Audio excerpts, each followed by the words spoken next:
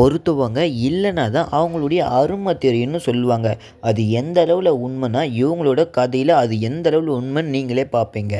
அதாவது இந்திய கம்யூனிஸ்ட் கட்சியோட மூத்த தலைவராக இருந்துக்கிட்டு இருக்கிற நல்லக்கண்ணு ஐயா அவங்க பார்த்தீங்கன்னா 101 வயதில் பார்த்தீங்கன்னா இன்றைக்கி இறந்துருப்பாங்க.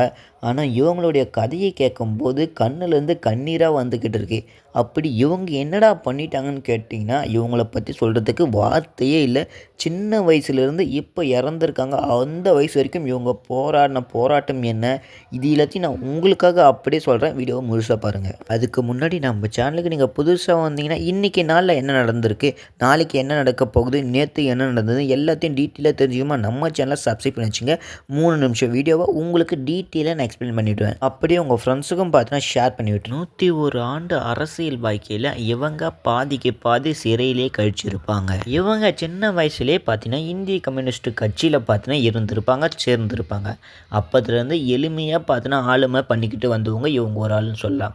ஸோ நெல்லை சதி வழக்கில் பார்த்தீங்கன்னா கேஸ் ஆகி அதுக்கப்புறம் என்ன 7 ஆண்டுகளாக பார்த்தீங்கன்னா சிறையிலே அவங்களுடைய வாழ்க்கையை கழிக்கிறாங்க. இந்தியாவுக்கு சுதந்திரம் எப்போ கிடைக்குதோ ஸோ அப்போ தான் இவங்களுக்கும் பார்த்தீங்கன்னா விடுதலை கிடைக்கிது. முழுக்க முழுக்க இவங்க மக்களுக்காகவே வாழ்ந்திருக்காங்க. பொது வாழ்வு மற்றும் மக்களோட பணிக்கு பார்த்தா பல விஷயங்களை பார்த்தா பண்ணியிருக்காங்க. விவசாயிகள், தொழிலாளர்கள், ஒடுக்கப்பட்ட மக்கள் இவங்க எல்லாருக்கும் உரிமையை வாங்கி தரணும்னு போராட்டம் பண்ணவங்கள இவங்களும் ஒருத்தவங்க. ஸ்டெர்லைட் எதிர்ப்பு, தாமிரபரணி மணல் கொள்ளை, இந்த மாதிரி பல போராட்டங்களில் பார்த்தா முக்கியமாக கலந்துக்கிட்டு அதுலேயும் ரொம்பவே முக்கியமான ஒரு விஷயம் என்னென்னா வெற்றிகளை வாங்கி தந்திருக்காங்க. இதுதான் ரொம்பவுமே முக்கியமான விஷயம். எதுக்கிறது முக்கியம் கிடையாது. ஸோ எதிர்த்து ஃபைனலாக என்ன ரிசல்ட் கிடைக்குது அதுதான் முக்கியம். கன்சிஸ்டண்ட்டாக போராடணுமா, போராடிக்கிட்டே இருந்தால் நமக்கான வெற்றி நம்மளை தேடி வரும்.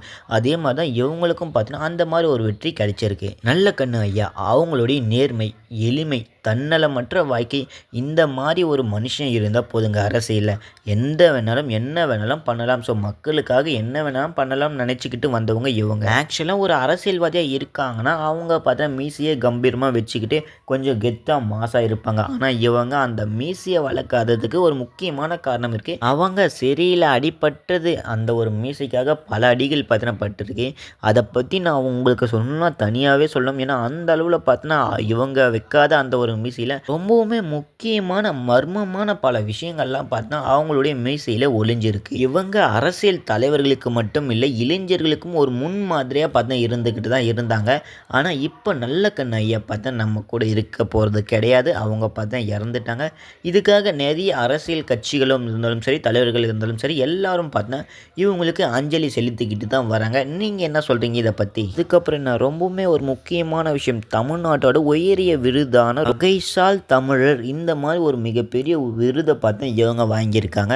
அப்போனா இவங்க எந்த அளவில் போராடி இருப்பாங்கன்னு பாருங்கள். வீடியோ பிடிச்சா லைக்கை கொடுத்துட்டு ஷேர் பண்ணிட்டு சப்ஸ்கிரைப் பண்ணிட்டு